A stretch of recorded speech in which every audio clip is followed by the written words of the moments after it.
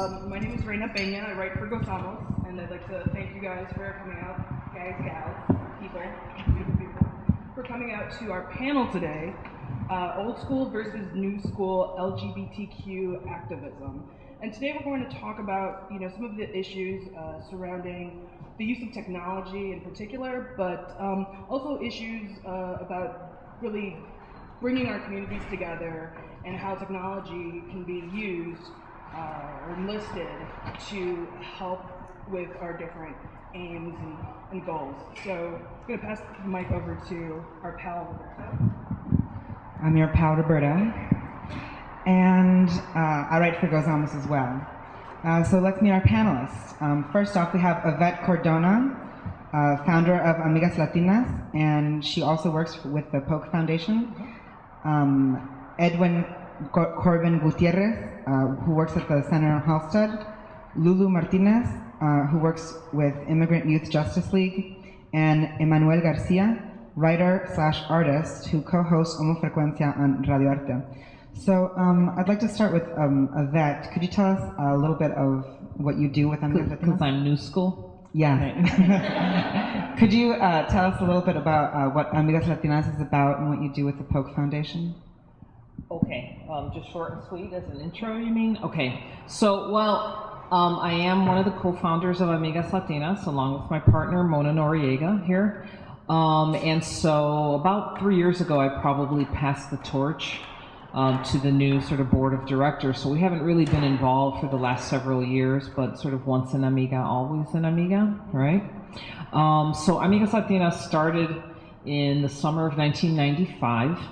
I always tell the story of that was one of the hottest summers that Chicago ever experienced, that killed about 700 people in one weekend. July 16th, 1995, that was the weekend that Amigas was born, when we met in the first home of somebody who had no air conditioning, and met to have one of our first platicas.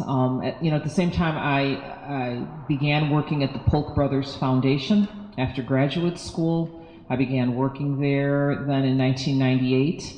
And, Amigas was about 3 years old, and I had sort of told people, if you could kind of keep it going, because I'm going to be busy with graduate school and that. And there's some interesting stories there of some of that transition in that. But, I was very fortunate that when I was working, that I was, sort of recognized and accepted, as a lesbian Latina.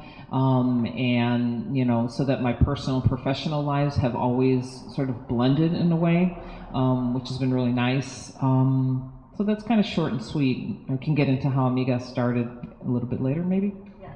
Okay. Edwin? Hi everyone. I work at the Center on Halstead. I work in the Anti-Violence Project. But actually today I want to talk about I want to bring in the Latin American perspective, so I want to talk about Super Gay and Super Barrio in Mexico City, and kind of the way they work together, what that was like, how that came about. And basically Super Barrio came out of the 1985 earthquake in Mexico City, where hundreds of thousands of families were displaced and had no home. And in 1987, this movement, which was very grassroots, it was a women's-based movement in Mexico City, created this persona called Super Barrio, and it was basically one of the activists dressed up as a lucha libre wrestler. And he brought a lot of spectacle and innovation in terms of, a new kind of old technology at the time, which were masks and fanfare to a very a very domineering, kind of very stiff regime and way of protesting. So that was very innovative at the time. And then a few years later, Super Gay and other superheroes came out of the same technology, but bridged the different activist communities in Mexico City. And as a kind of united progressive front, and that made I think that was crucial to the larger political framework that they were able to create and come to power through activism through the PRD, which in turn became very conflictive. That a lot of the initial activists had issues with how the PRD, the PRD, later on used the power and what their ideals were about. But in coming together for that mass mobilization, it was really interesting to see the communities come together through this old technology, which is the wrestling metaphor and the masks. So that's there's a new part to that I also I'm going to touch on, which is how new theater and new media uses these old metaphors. Thank you. Lulu Martinez?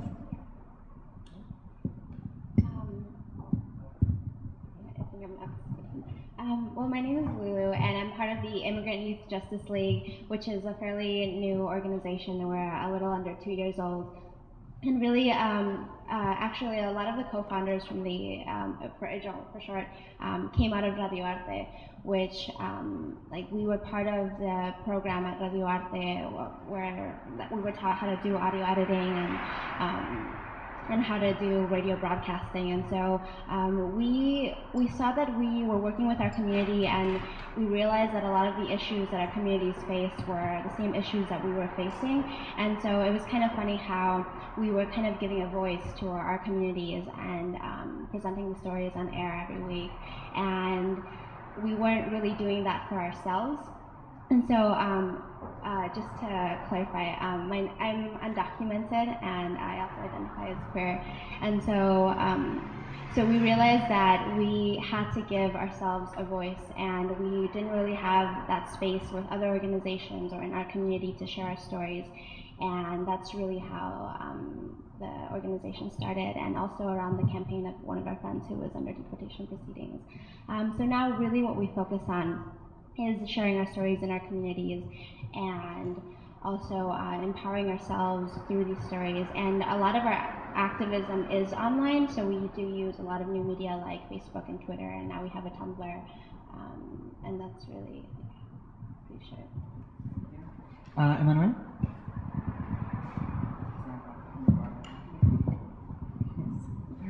Well, my name is Emmanuel Garcia, and when I was in high school, I was really lucky that I found a group of queers to form or be part of the GSA there, and that's kind of where I first was introduced to activism and to my LGBT community. After high school, in 2003, I co-founded the Alma Scholarship, and along with my best friend Tony at the time, and well, not that at the time he was my best friend. at the time we co-founded the scholarship, and I think there was a little gap in between high school and 2003 where finding my LGBT community was hard. It was a lot of white organizations, a lot of people in LGBT organizations that were white, and that's okay, that was great, but I also felt like I always was the Latino in the room, and so finding Alma for me was kind of the beginning for me to kind of represent my dual identity. So when I'm in Latino spaces, I'm gay, and when I'm gay, I'm Latino. So and then finding my community where I can be both and accepted and celebrated. So that's kind of where that all started. Then I started writing for Windy City Times, which is a gay and lesbian weekly in Chicago, LGBT, and also Homo Frecuencia, which is a Spanish language LGBT program. And yeah, that's about it. Thanks. In listening to Manny and Lulu in particular, I was struck by something you said. You said the Immigrant Youth Justice League gave you an opportunity to give yourselves a voice. And you also talk about, early organizing in high school with GSAs. Related to that organization, how do you think new media in particular, I know you've talked about Twitter and Tumblr and all of these new tools that exist. How do you think those help our community, whether we're talking about Latinos in general or LGBTQ community or Latino LGBTQ communities? How do you think that those have helped or hindered the process of organization?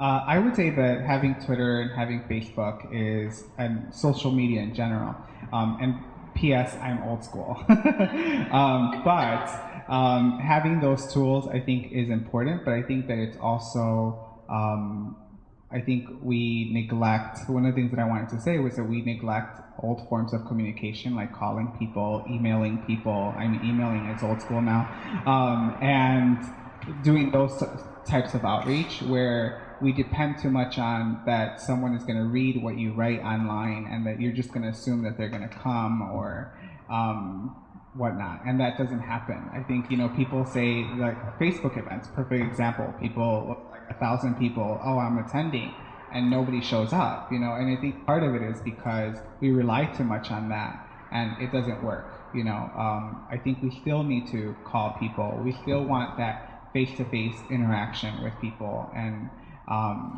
so I think that while it's good for some things, I think with organizing, if you really want like a massive protest or a march, you really need to go out of your way to make that call and send that email. And also, I think online, these new media tools have created the one-click activist, right? So one of the things that the organization does is put together like these end campaigns to stop the deportations of several youth, right? And so it's really easy to just like put your address and your name and then you're done. You're done for the day, right? But also, I think with new media, it's a lot easier to control the messaging. A lot of the things that we do is share our stories, right? And so we can choose what to share and what not to share, and people get to read this. And one of the things I think that we don't really have control over is who gets to read all of these things, who gets to go on Tumblr, right? So like my mom has a Facebook, but I know that she doesn't read like the blogs that I write or the things that my friends post on Twitter or Facebook, right? And so I think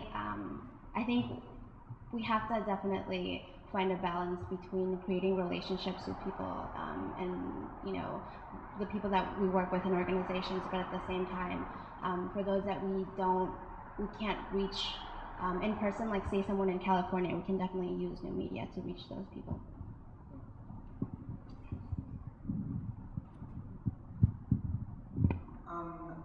This is for all of you. What are 3 lessons learned from the grassroots movement that are missing from the new media activism?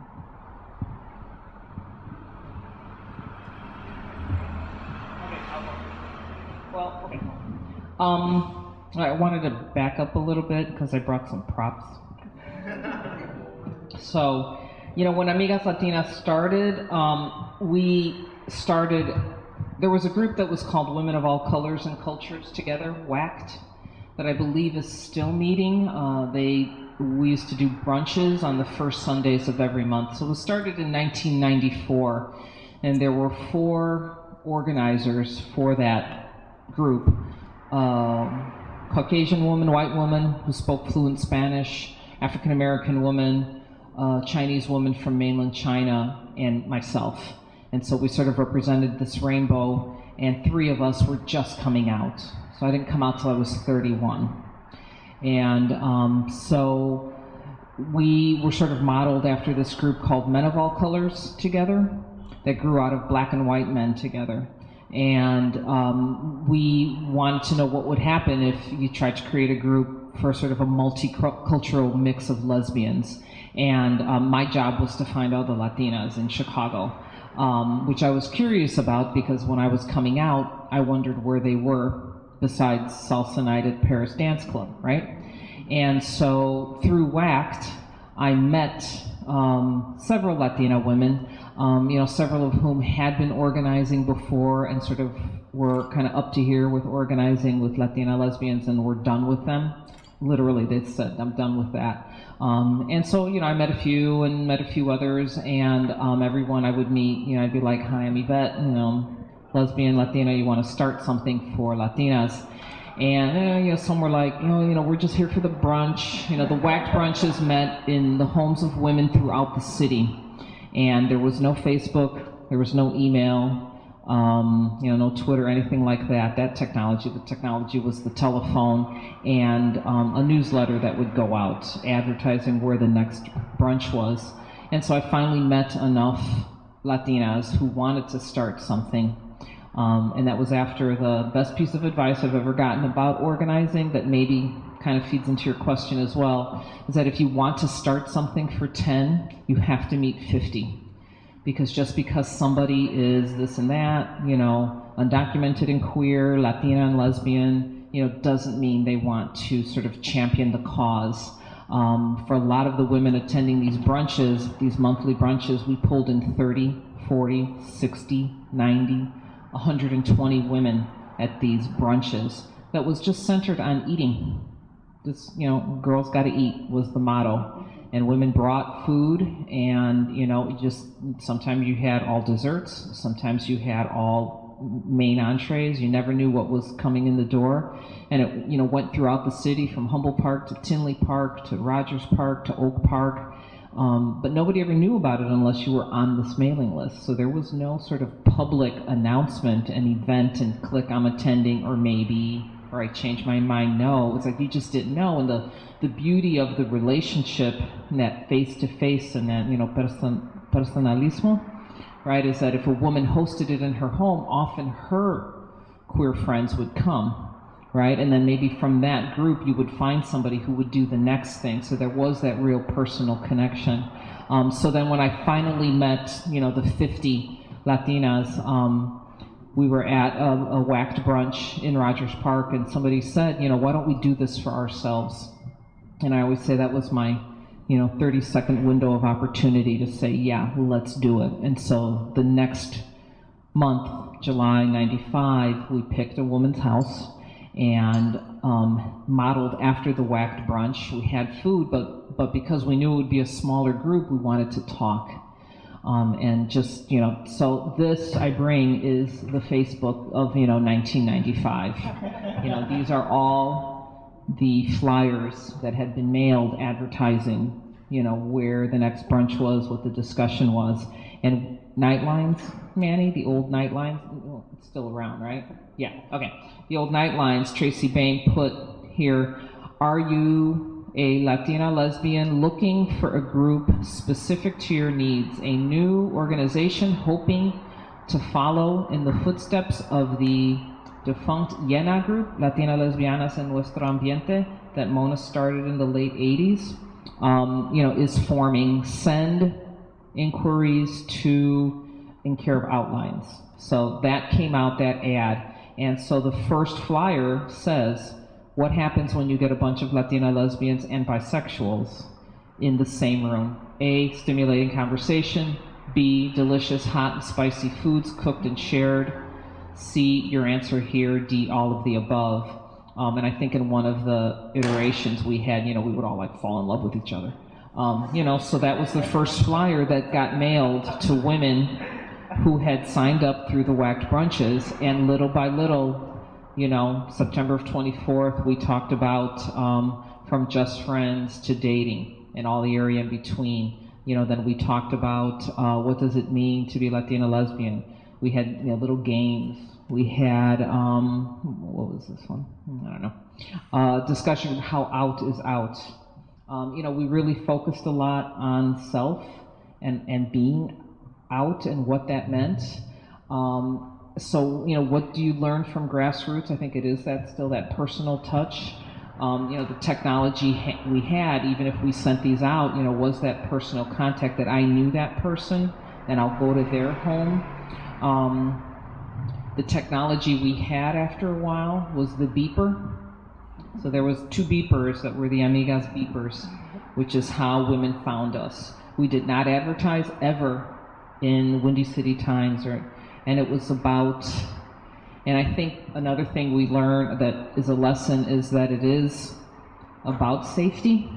It isn't secrecy for shame, but about safety, which is why the undocumented coming out undocumented just blows that paradigm apart. Just fascinating. I mean, major props to Immigrant Justice Youth League. I love you guys.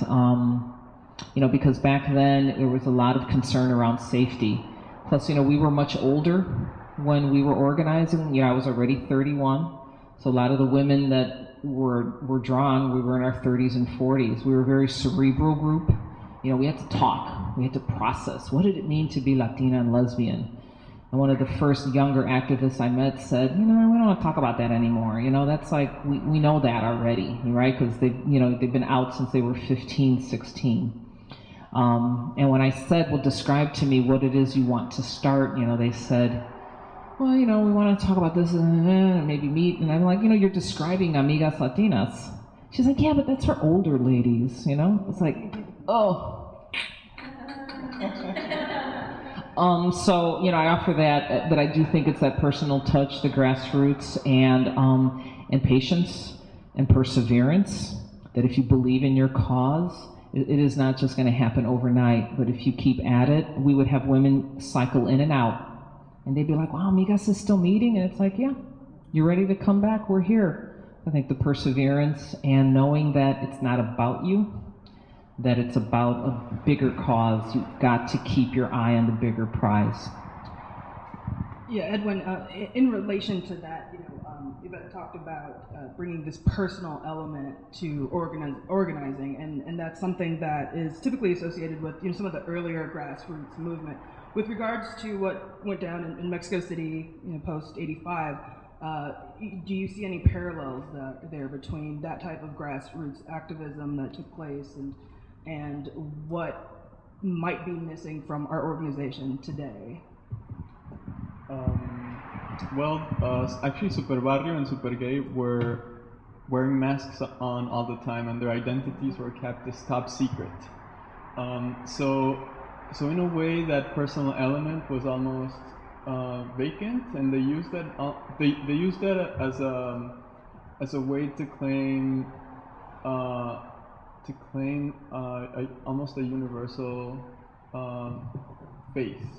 So I am you, I don't have a face, but I can be anyone around you, and Super Barrio Somos Todos was kind of the big slogan. So I think that was a big part of it. I think people were really tired of politicians, of demagogues, and this brought about, in a very different language, that sense of people, of community. So, for example, one of the things that Super Barrio and Super Gay did all the time was talk in double entendres and albures and cut through political lies. They would just make that very evident, and people loved that. People really felt that they were talking to someone that they knew, that Super Barrio and Super Gay, even though they couldn't see their faces, were trustworthy, and I think that was huge. Do you think that the anonymity of the Super Barrio and also the ability to sort of modify your own face, as you said, it's a faceless organization, or faceless, protesters.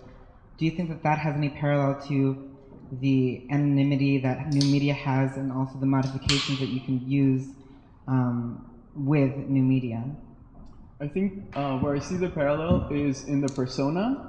And the kind of the superstar attraction that serves as a magnet for the whole movement to happen. So it's like Yvette said, it's not about you, it's not about the organizer, it's about the movement in that way. So it was part of the anonymity with Super Barrio allowed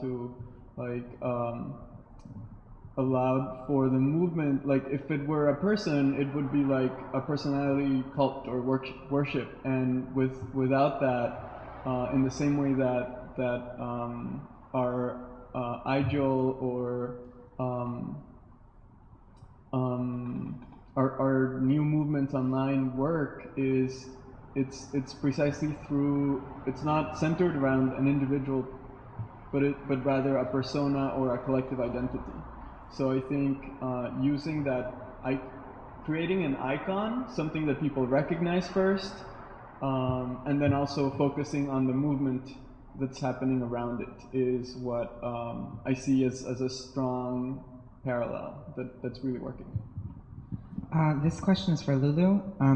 Do you think that because of the advent of the internet, it's facilitated younger people coming out? As Yvette had said, you know, by the time that you had gone the rounds with Amigas Latinas, there were, you know, younger activists coming on being like, oh, well, I've been out since I was 15. That might not necessarily have been during the time that, you know, media like Facebook and MySpace existed, but do you think that that ability to sort of put your life out on there facilitates somebody to come to terms with their identity and eventually come out of the closet? I think definitely seeing more and more people coming out, whether they're queer, whether they're undocumented, definitely creates a sense of like community, whether it's online or maybe in the city that you live in. I think it definitely might help in coming to terms with that part of your identity. I mean, for myself, I wasn't aware of other queer and undocumented youth in Chicago, and so going on blogs and seeing that other people were posting about this part of their identity, even though I didn't know them, I think helped me be more open about this part of my identity. And so when, for example, IJIL tried to reach out to other undocumented youth in the city, we definitely used you know, the internet to try to reach out to them. And so that had a really great turnout, and we ended up having like a room full of like 30 undocumented youth and allies come together, and so there's a sense of community online, definitely, and I think that definitely helped us come together in person and be more open about it in person while doing so online. Great, thanks. I'm going to address this to Manny, but it's open to everyone, of course. I know as an artist and a producer, you are very active in bringing out stories. You know, there's that human element to activism, just sharing and documenting our histories. How have you used new media to share and document our histories? Wow, how have I used it? You know, I don't think I fully realized that I was documenting history until very recently. And there's a little plug here. So about maybe 3 months ago, I got an email from someone from the Chicago History Museum asking me about names of a picture that I took at one of the Latino Pride picnics that happened 3 years ago, I believe. And it was a photo that I took, and they really wanted to use this photo in their exhibit in the family section. I was curious to know what the picture was. I didn't see anything I personally didn't see anything that I would say was special about this picture, because it was not my intention to have it be in the Chicago History Museum.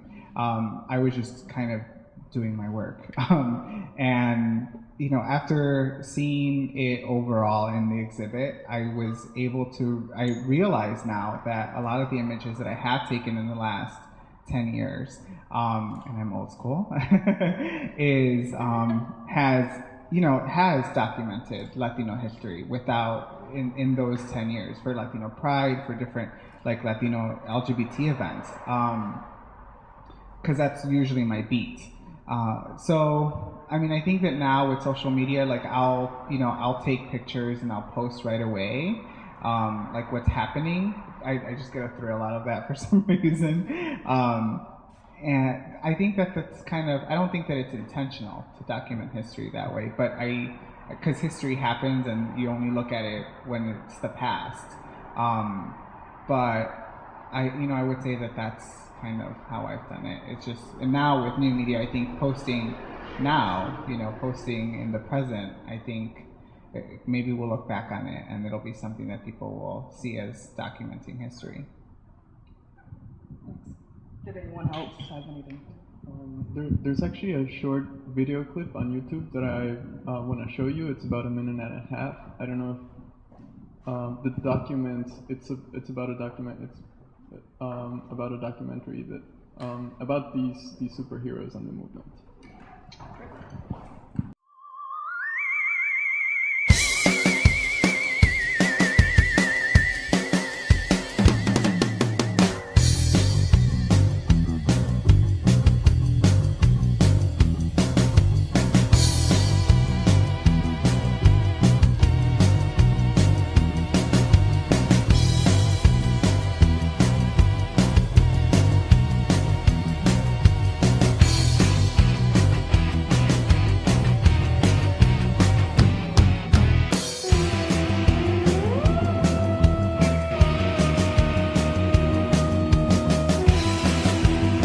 Estos superhéroes ayudan a que la sociedad tenga una conciencia propia. Son seres humanos que están luchando contra la desigualdad, contra las autoridades que no cumplen, etcétera. Son Quijotes de la Mancha.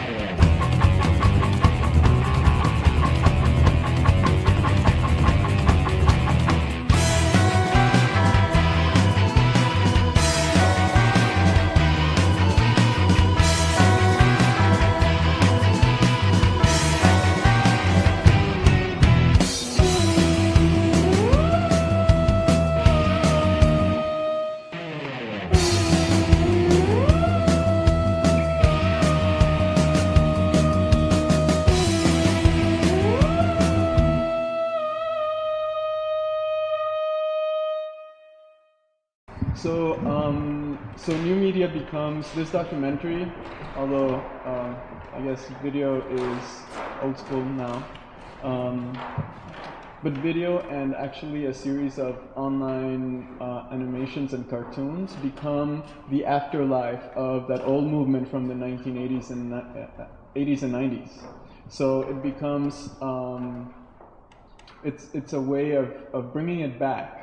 Of reclaiming those strategies, of reclaiming the tactics used for that activism, and also kind of showing a glorious moment that where like thousands of people are marching in the first gay Pride Parade in Mexico City, which is now one of the world's largest. So now this becomes about the history, and it's captured through new media, and newer forms of activism. But it has an activist life, post-life, yes. So it's not only about documenting; it has in itself activism. So people become convinced about the same principles through watching the documentary, through reading online cartoons. So that was the point. The only thing I wanted to add about history, when the Chicago History Museum started doing the Out at CHM series and thinking about the exhibition, one of the challenges for the museum was that how you defined history had to change, because our history in the queer community was pretty new in comparison, right? I mean, history is relative, but when they talked about, well, what is going on in the Latino LGBT community around history, it's not like there's stuff from the 50s and the 60s that is out there the way a lot of history is, right? Civil rights and that. I mean, it's there, but it's probably embedded in other things, right? Like Bayard Rustin, and but he was a civil rights activist. He wasn't known as a gay activist. Now that's coming to the fore. So that it was just about sort of redefining, so that suddenly, this, I have another one, and this one, this becomes history, and this is only 15 years old. I mean, that's a blip of a blip. And so I just think it's interesting that in the queer community, we redefine how you then make history. It's like, as we leave this weekend and this week of, United Pride, I mean, it suddenly becomes history just because it happens. And I think because we're queer and because we're now undocumented, because we're out and we're not staying silent, I mean, it's like you're right, sort of the activism of making history is just sort of that activism, and it's just really quite transformative. It's interesting to hear how your perspectives on how new media has helped to document and contact, different people within our community. But as Lulu mentioned earlier, even people's mothers have Facebook accounts, and there's a lot of people online. However, many of us, and there's a lot of new research now, many of us kind of exist in a bubble where we only receive the information we want. My Twitter feed is full of my fellow Gozamos writers and different types of writers that I follow with my political beliefs.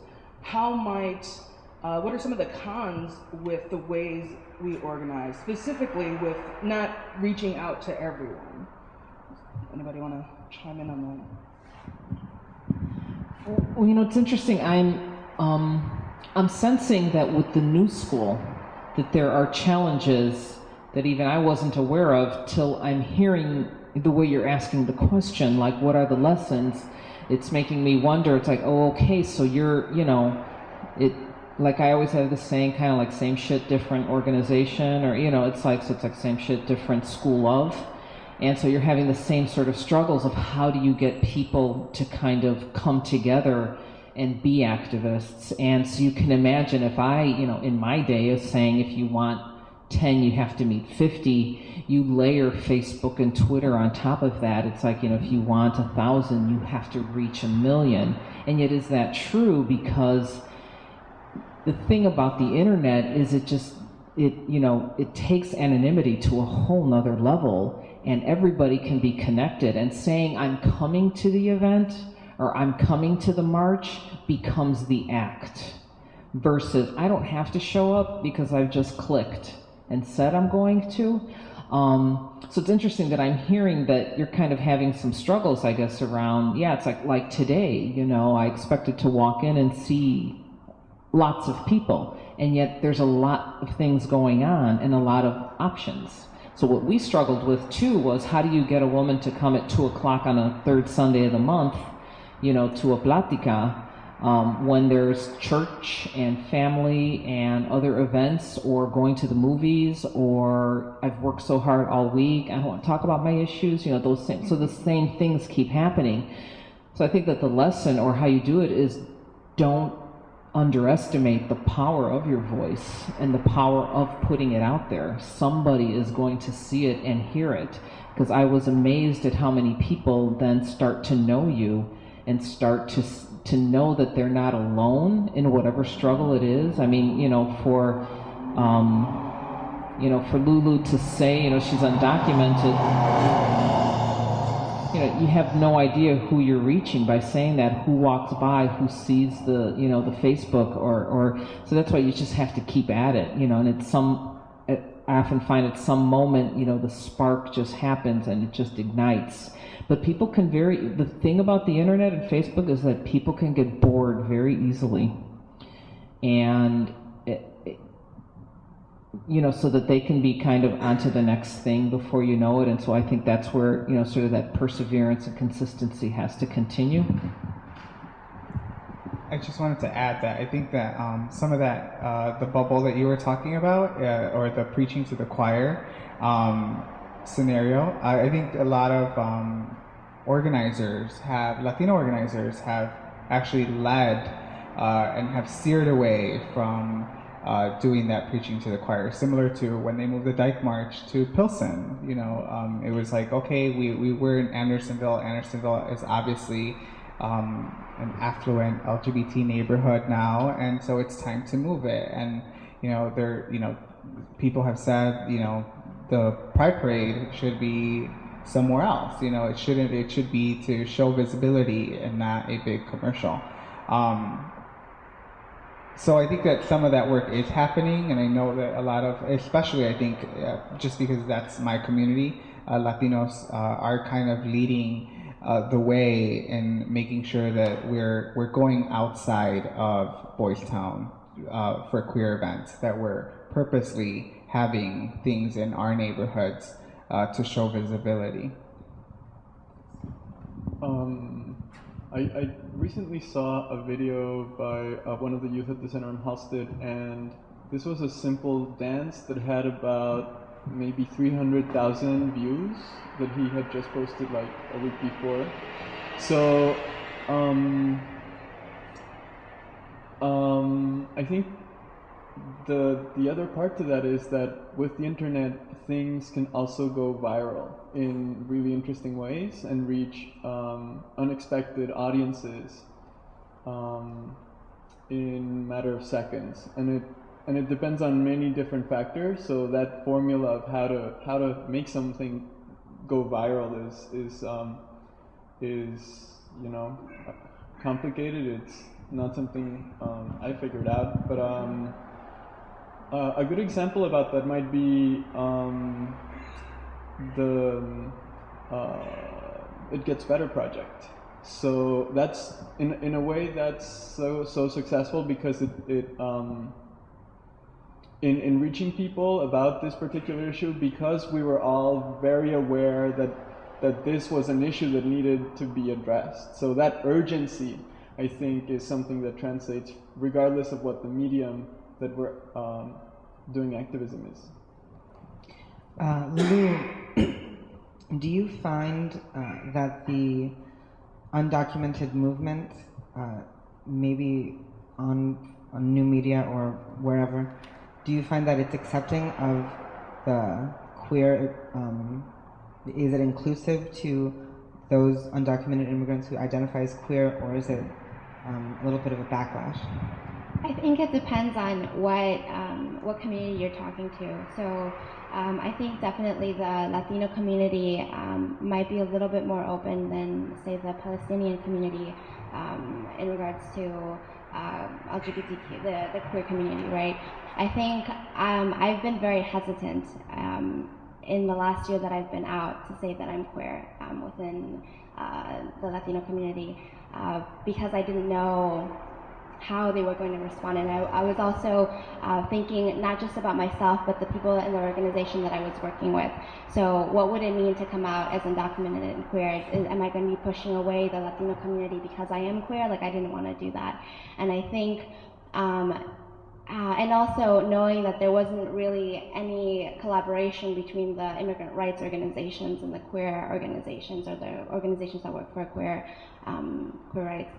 And so I think definitely there might have been like backlash from, say, religious groups that are pro-immigrant rights, right? Like, how do you approach them and tell them that there are parallels between the queer community and the immigrant rights community, or the immigrant community? So I think this is a fairly new thing that we're approaching. In the last couple of months, there's now like a coalition with immigrant rights orgs and LGBTQ orgs who are coming together and finally working and creating this bridge that I think didn't exist before.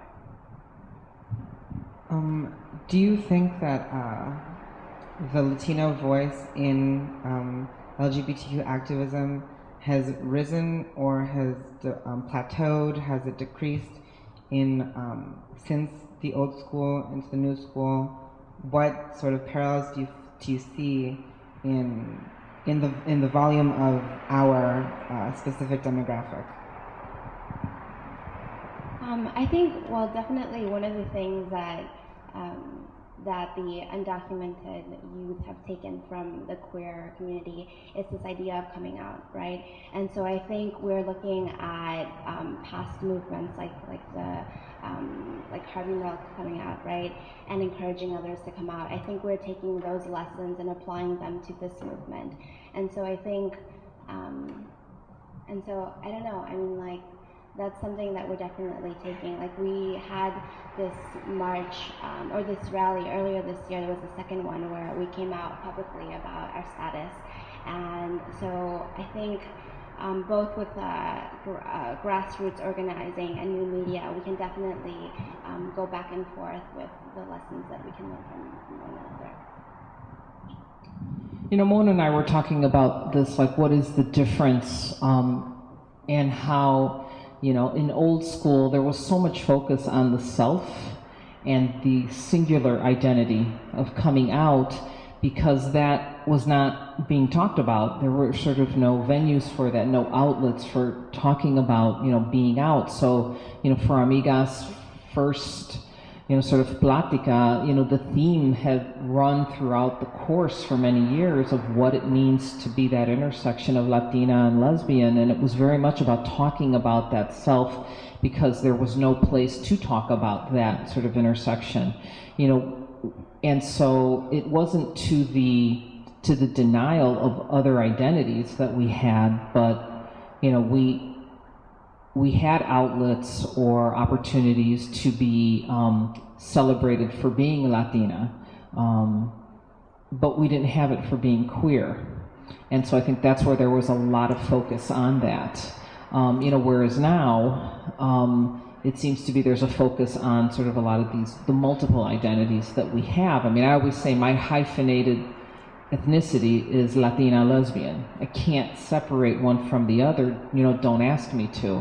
And so, you know, so I don't think that it has plateaued. I think that certainly there has been sort of the LGBT work that's been happening, and a lot of queers of color have been within that, you know, and then you have a lot of the, you know, sort of Latino activists working on all these other issues, and especially immigration, which, you know, we were talking about that when we were growing up, and then even coming out in that, being undocumented wasn't really talked about as much as it is now. And, you know, because it's only been since Ursa or whatever in the mid-'80s, and that there's been the explosion of the population and the focus on suddenly this thing called undocumented. I was trying to think of when's the first time I even heard of illegal. I mean, there were always probably, you know, undocumented families that were in Chicago. It's just nobody really talked about it because it wasn't the issue that it is today. People were, you know, poor, and people needed help, and people needed to transition into society, but it isn't the focus now. So it's just fascinating to me now how, you know, coming out undocumented is based on the paradigm sort of coming out queer, and that I tell a lot of people in the immigrant movement, you know, the youth immigrant movement is being led by queer youth. You have to wrap your brain around that and get a clue about that, because they are going to, you know, teach you things that you have no, you know, that they have no idea about. And you know, a lot of them are like, oh, really? And it's like, yeah, really. You know, in Arizona, you know, the 4 of the 5 that were arrested, I said, those were queer activists. Recognize that. Thanks. So it hasn't plateaued yet, is what I meant to say. Hopefully, that's a good thing. We're nearing the end of our time, and you know, we've heard a lot about the use of new technology, new media to document our histories, to organize, you know, to motivate people too, which will be an ongoing issue, probably, you know, till the end of time, how to get people to care about one another. We've heard a bit about how do we manage multiple social identities, whether it's undocumented or queer or Latina. Just as a final question that I'd like to pose, just put out there to everyone, how will new media and new technologies continue to figure into LGBTQ activism, just in your own perspective? What do you think may be some pros and cons moving forward in the future?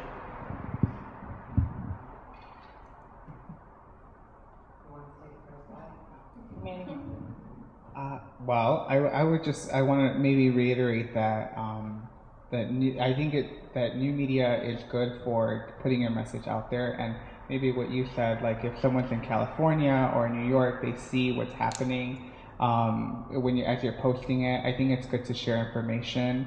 It happens a lot faster now. We're more aware, socially conscious of what's going on. I think it makes us more, it's in our brain in some way. Even if people don't show up to an event, right? They know that the space exists, that the space is there. They know that they could have come tonight. People, oh yeah, they're getting together. They're figuring it all out for us. And, you know, I think that's kind of what happens in some ways. People just think, oh, okay, I attended because, I said I was attending, and I know what they're going to talk about because it's there.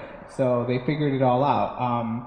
But I think that human interaction is still really important, obviously, and it's kind of learning how to use those tools to benefit you, and not just assume that that it works that way. I think like Twitter, like hashtags like Latism or LGBT, I use it all the time to kind of filter information and to see what's happening. And similar to what Yvette said, I always add, and some people have told me like, why do you add Latism to this LGBT thing? And I'm like, because I think it's important, like whether it's an LGBT thing or a Latino thing, I think they're both of my identities, and I want those people to find it. I want Latinos to know that this resource exists, and I want LGBT people to know that these Latino resources exist.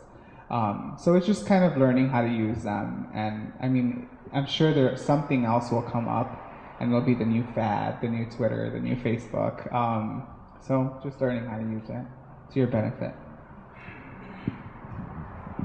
I think the one big pro is that even if, just using the undocumented, even if immigration reform passed and that wasn't an issue anymore, people are coming out all the time. People are coming out this weekend, whether they're 15 or 50. Trust me, they're coming out. They're coming out to themselves, to their families, to their children. So we are constantly replenishing the queer community, and in every language. So there will always be the need for that information. I mean, we had our civil union yesterday. We had... Thank you. Talk about a shameless plug. And the paparazzi, I have no idea who was photographing us, what the video, where it was going. It was Telemundo, Univision, and it was Radio Arte, and it was strangers, and it was the tourists on Michigan Avenue. And just like that, our story, this private, intimate thing was very public. And, my brother will probably post on YouTube the actual vows. And, I don't know if we even realize the implications of that. But that, I'm thinking, is going to, reach people that are going to say, okay, I can do it. They did it, I can do it. And there's a shift that has to occur, that does occur, and it's an ebb and a flow of no longer seeing ourselves in this deficit model that, oh my God, I'm queer, to a celebratory of, oh my God, I'm queer. And putting it out there. And I think, with Facebook and all that, there's an ebb and flow with that. I mean, there are times that I'm like, I am done with Facebook. I just can't keep up with it. I can't, and it's a very intimate thing. And, somebody breaks up with somebody and they can't be on anymore because then they see that they got married and then this and that. And then they come back to it, and it's this ebb and flow, and it's a fascinating medium. And we don't have any idea what the future's going to be. When I think of my 16-month-old niece and, my 5-year-old niece running around, what are they going to come to in 10, 20 years? So I think you just keep putting it out there because somebody is hearing you, and, it's important. It's important to that one person, and if it matters to that one person, then it's just worth it. It's just so worth it.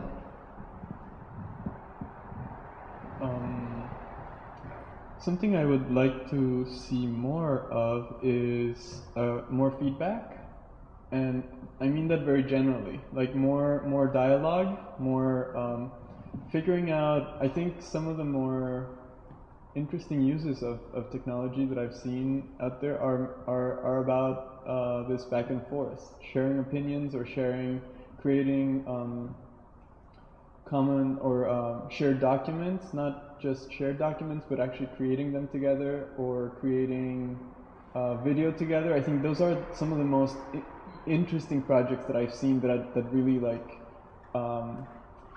have me stuck to YouTube or to whatever the medium is. And I think reposting and commenting on Facebook or retweeting, I think that has power in itself. That's an acknowledgement. That is something you are doing. Like that is an action you're taking, just like coming out to the streets and for a march. So in a way, like looking at what's going on in the Middle East, like that was about online activism coming together through those very personal networks that go everywhere because you're sharing with all the people you care about. But I'm hoping that new media is going to let us go more interactive in terms of creating a message, creating even more. I think we're already getting there.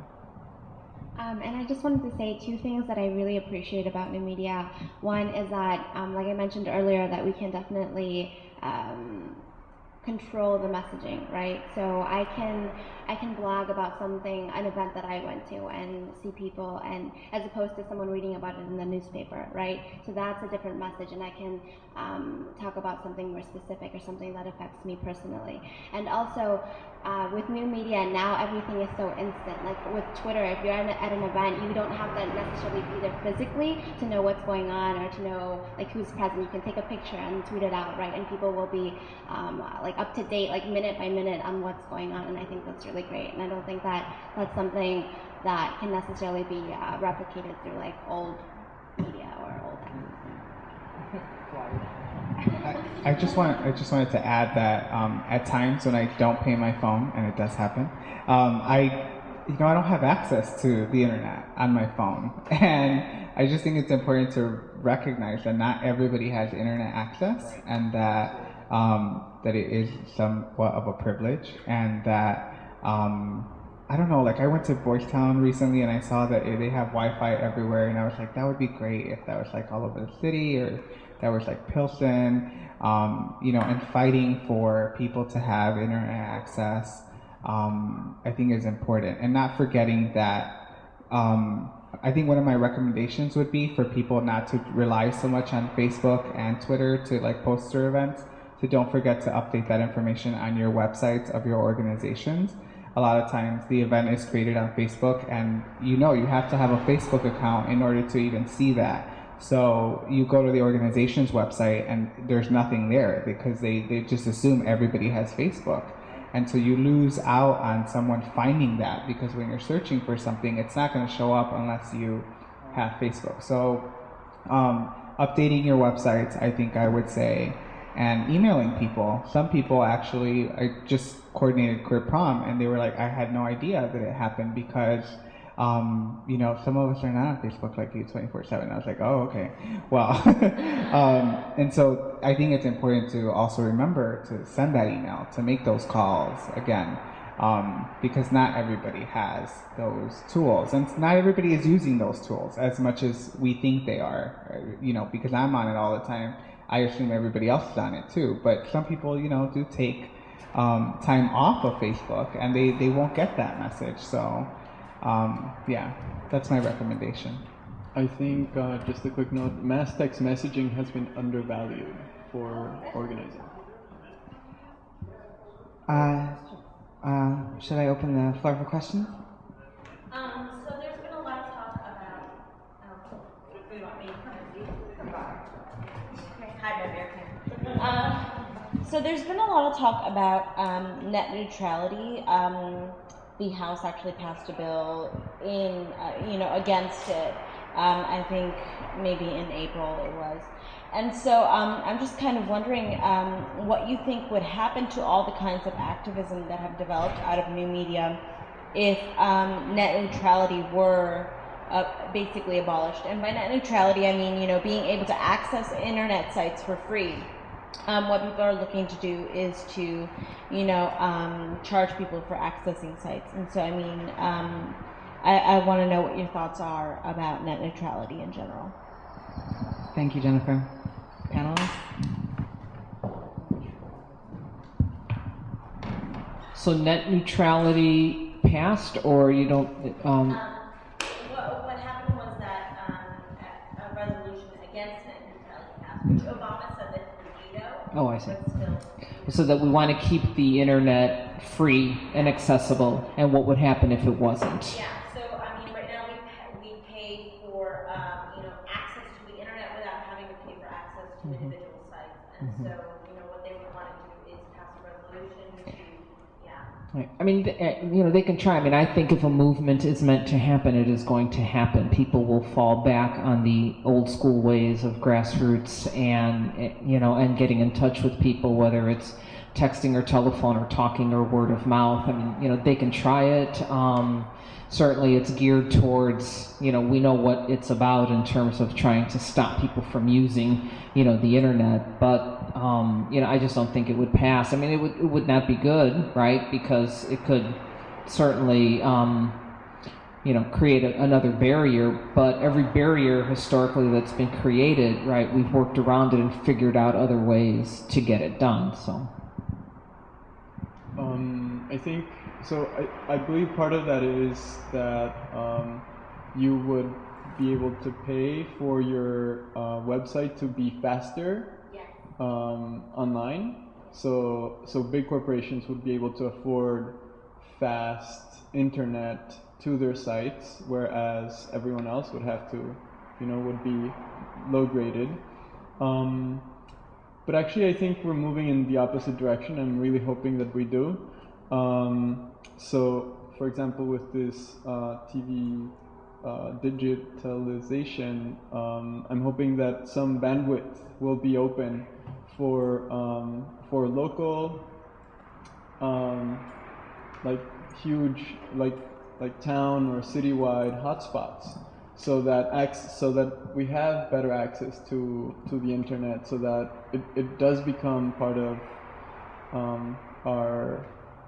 so that when we do activism through the internet, it can reach many more people. I think actually that's been some of the more interesting proposals in terms of access to the internet almost as a human right in this administration in particular have been really interesting, or as part of like education have been really cool.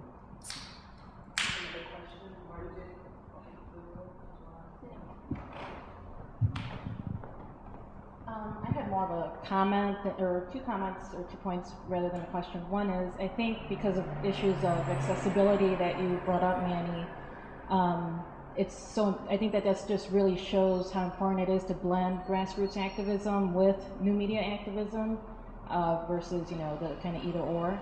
And because of the one-click activism, which I've seen a lot too. And then 2, I think in the past, we would have an event like this, maybe a lot of people wouldn't show up, but now because of new media activism, we are documenting history here. Like, it's just been amazing what you all have shared with us, your experiences, the knowledge that you've shared. So, before this, we would have an event like this and it would die. And now, like, it could live forever, it could reach, people all over Latin America and a lot of Latin America, et cetera, all over the world. So I just want to really thank you for participating in this.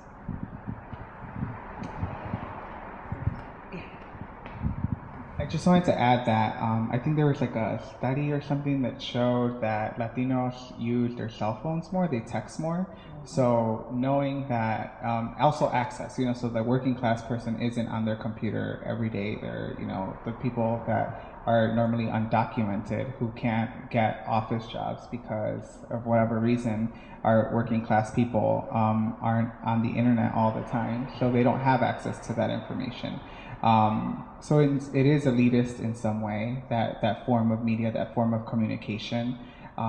So it is important to kind of blend, and also I wouldn't even say blend, but also do those things. And I think, like that's part of the thing, like IJIL does those actions, and they're in spaces where they're public, and they're actions where we're interacting and not necessarily actions just online. I think online is helpful if you need someone to sign a petition, and you need to circulate that information quickly. But definitely to kind of put the pressure of old school movement of protesting, you actually have to go to the protest. All right, well, I'd like to thank all of you. Again, we have Yvette Cardona, Edwin Corbin Gutierrez, Lulu Martinez, and Emmanuel Garcia. And this has been the panel, so good night, everybody.